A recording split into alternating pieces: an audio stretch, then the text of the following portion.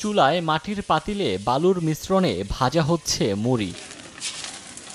বছর জুড়ে মুড়ির চাহিদা থাকলেও রমজানে কদর বেড়ে যায় কয়েক গুণ। ইফতারের অন্যতম অনুষঙ্গ এই খাবারটি ব্যাপক হারে তৈরি হচ্ছে পিরোজপুরে। কোনো প্রকার কেমিক্যাল ব্যবহার না করে সম্পূর্ণ গ্রামীণ পরিবেশে মুড়ি তৈরি হওয়ায় এখানকার মুড়ির চাহিদা বেশি। শত বছরের ঐতিহ্য হিসেবে নাজিরপুর সদর, ভান্ডারিয়া ও মঠবাড়িয়া সহ বিভিন্ন উপজেলায় হাতে ভাজা মুড়ি তৈরি করছেন স্থানীয়রা। সাধারণ সময়ের চেয়ে দ্বিগুণ হয়েছে উৎপাদন।